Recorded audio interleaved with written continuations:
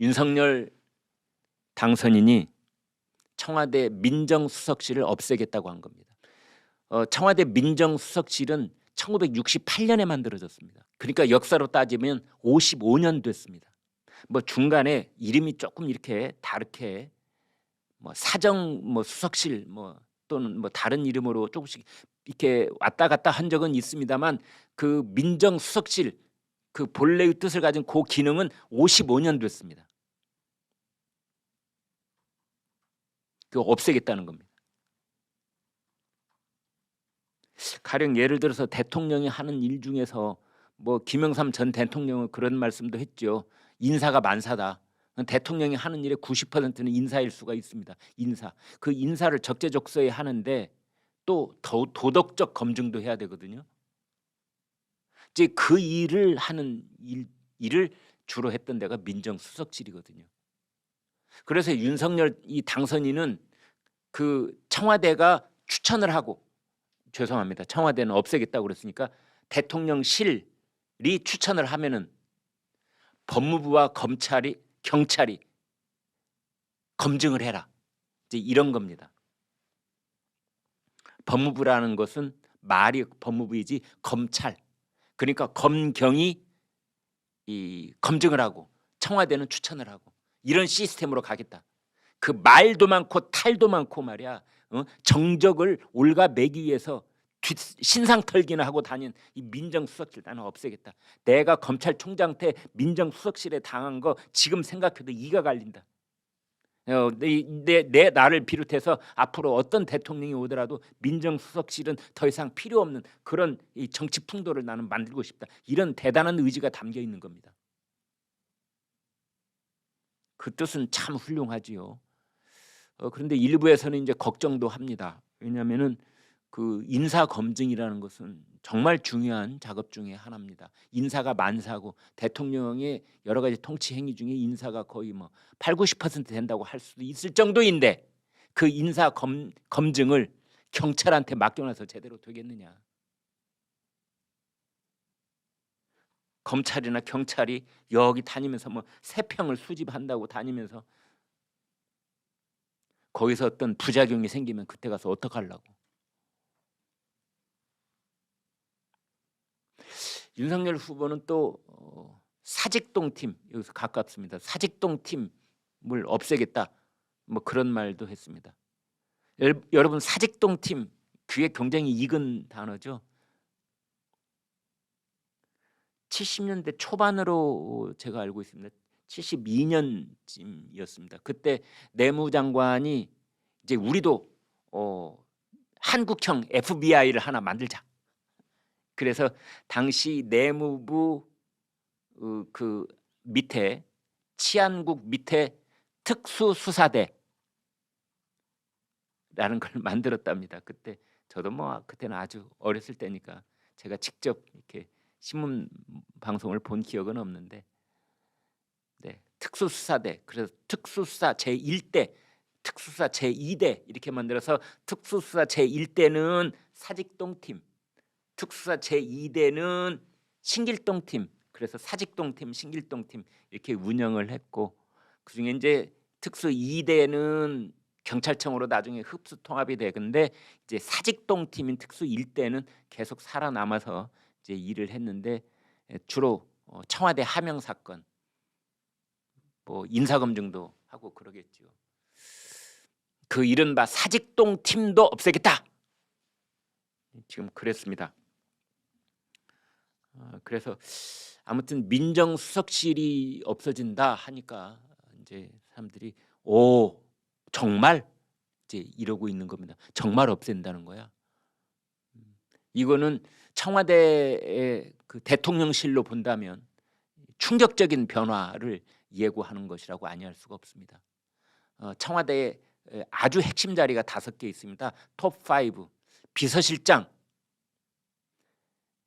안보실장, 정책실장, 경호실장, 그리고 민정수석. 우리가 흔히 이 권력을 얘기할 때 날아가는 새도 떨어뜨린다 이런 말 하지 않습니까? 날아가는 새도 떨어뜨리는 자리가 민정수석입니다. 그걸 없애겠다고 하는 겁니다. 어떻게 보면은 그 어느 정권이 됐던 그 권력이 움켜쥐고 있어야 될 어떤 조난 자료라든지 그 인사의 그 핵심 비밀 자료, 이것을 공급해 주는 데가 민정수석실이었거든요. 그걸 없애겠다고 한 겁니다. 권력이 생성되는 그 기반이 될 수도 있는 민정수석실을 없애겠다는 겁니다. 이제 공작 정치 더 이상 안 한다. 뜻은 매우 훌륭합니다.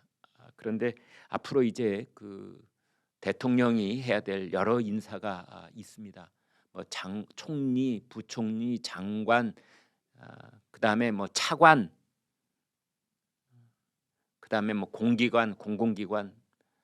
대통령이 새로 정권이 바뀐 뒤에 해야만 되는 그 인사가 영향을 미치는 자리가 뭐 4,000개라느니 4만 개라느니 이런 개가 있지 않습니까? 어디까지 범위를 잡느냐에 따라서. 그래서 이 사직동 팀을 없애고 민정수석실을 폐지하는 것, 이것이 앞으로 어떤 이제 변화를 몰고 올지 기대 반, 걱정 반. 그런데 아무튼 대통령의 그 의지가 강력하다는 점은 평가를 하면서 지켜보도록 하겠습니다. 윤석열 대변인이 특별감찰관 부활한다고 그랬습니다. 그래서 어떻게 보면 문재인 정권이 춘풍추상이라고 얘기를 했죠. 밖에는 봄바람, 스스로에게는 가을 서리처럼 엄격하게 하겠다 했는데 내로남불로 배려버렸죠. 춘풍추상이 아니라 추상춘풍, 밖에는 서리발처럼 엄하게 하고 자기네 진영 사람들한테는 봄바람처럼 감싸고 돌았지요. 그런데 이 민정수석실을 폐지하고 대통령 일가족과 청와대 수석들과 그 고위공직자들을 살펴보겠다는 이 특별감찰관을 부활한 것은 윤석열표 춘풍추상이다, 이렇게 평가를 할 수 있겠습니다. 공약을 국가 주요 정책으로 그대로 하면서 여러 부작용이 나왔다. 문재인 정권을 탓하는 겁니다. 문재인 정권은 인수위원회가 없었습니다. 5월 9일 날 선거 끝나고 바로 청와대 빈집으로 들어갔죠. 이미 박근혜 대통령이 빠져나온 곳에 그냥 들어갔습니다. 인수위원회가 없었습니다. 그래서 문재인 정권은 선거 기간 동안에 내걸었던 공약을 그대로 이행을 하려고 하다 보니까 부작용이 많았다. 이 말은 바꾸면 윤석열 정권은 그래서는 안 된다. 선거 기간 동안에 불가피하게 내걸었던 공약이라 하더라도 거기에 거품이 있다면 그 거품을 빼야 되는 것이다. 이런 얘기를 안철수 인수위원장이 했다고 분석이 됩니다. 공약도 구조조정이 필요하다.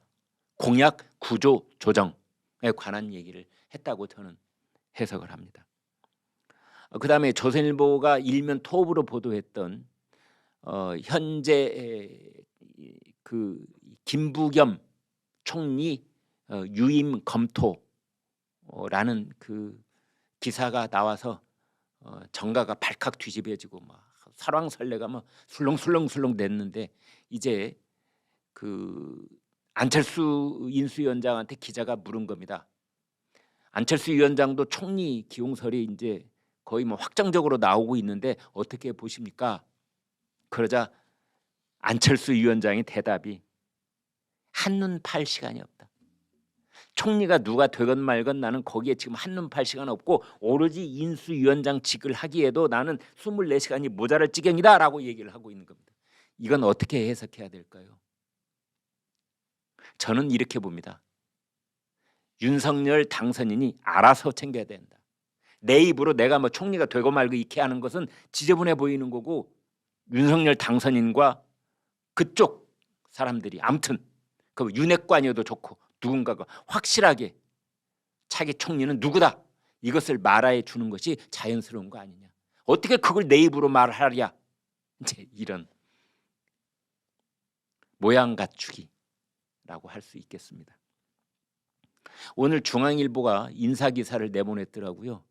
안철수 후보가 영순위, 차기 총리, 초대 총리, 안철수 후보가 영순위, 그 다음 박주선 전 국회 부의장.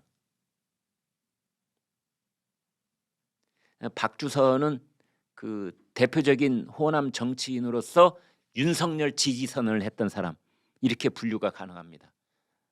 정치적 중량감도 있고 전라남도 보성에서 내리 4선을 했습니다.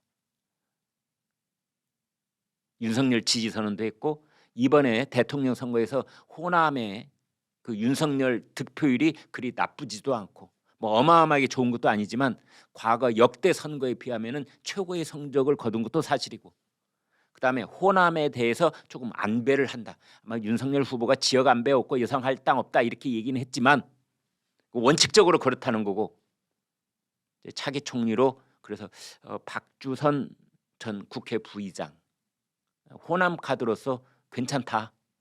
역대 정권 중에서 호남 출신 대통령이 아닌 경우에 총리 자리를 호남 출신에게 이렇게 안배를 하는 그런 경우가 한두 번 있었던 게 아닙니다.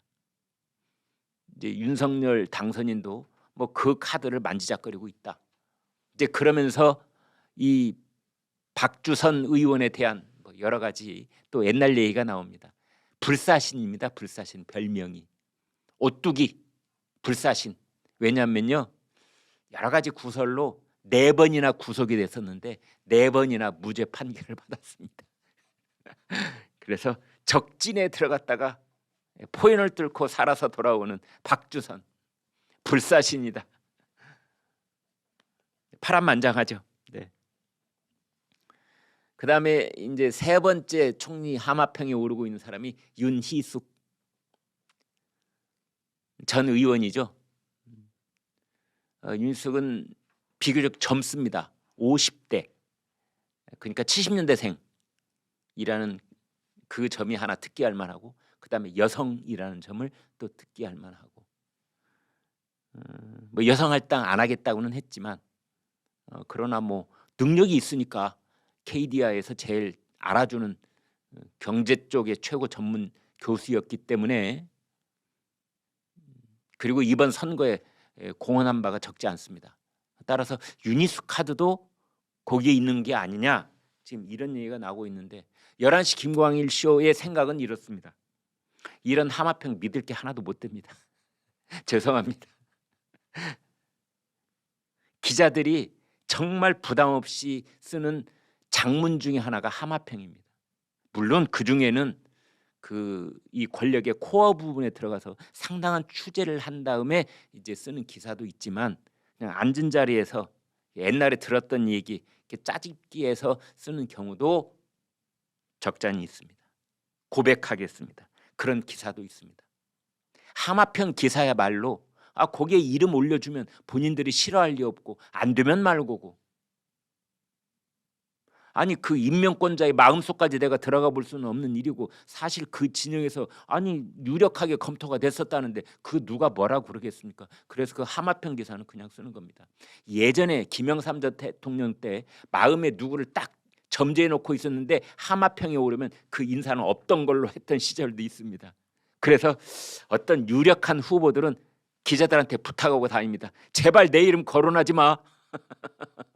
내 이름 거론하는 순간에 나는 그 후보군에서 빠지게 되니까 부탁합니다. 제발 내 이름 거론하지 마세요. 그래야 대통령이 깜짝 인사를 발표할 수 있으니까. 그래서 국민들한테 감동을 줄 수 있으니까 내 이름 거론하지 말라고. 그런 사연들이 있는데요. 또 기자들의 할 일이라는 게 이제 국민들께서 궁금해하시니까 차기 총리가 누구지? 나는 안철수가 따놓은 당상인 줄 알았더니 뭐 김부겸, 유임설도 있었고 뭐 박주선, 윤희숙도 있고 누굴까? 이제 만나시면 그런 얘기 할 거 아닙니까? 당연히 안철수한테 줘야지 약속했잖아. 이제 이런 분도 있으시고. 저는 거기까지만 얘기하겠습니다. 저는 누군지 모르겠습니다. 안철수 인수위원장이 유력하지 않을까요? 그렇게 생각하는 게 가장 상식적인 거 아니겠습니까? 그런데 이제 혹자는 뭐라고 얘기하느냐? 이미 인수위원장을 맡았지 않느냐? 인수위원장도 하고 뭐 총리도 하고 연거푸하는 건 좀 그렇지 않을까? 뭐 이제 이런 얘기도 또 하시는 분이 없잖아 있습니다. 그래서 지금 윤석열 후보가 아주 핵심적인 그 공약 중에 하나가 디지털 플랫폼 정부를 만들겠다는 겁니다. 그리고 안철수 후보를 만났을 때 윤석열 후보가 직접적으로 얘기한 적이 있습니다.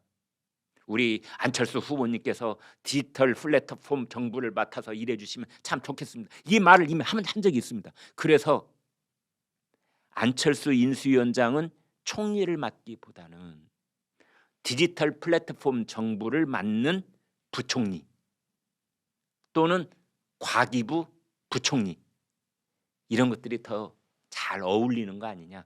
거의 총리급 예우를 받는. 그러면서 차기 대통령 선거를 준비하는 것이 더 좋은 거 아니냐. 뭐 이런 얘기도 있는데 누가 알겠습니까 정말.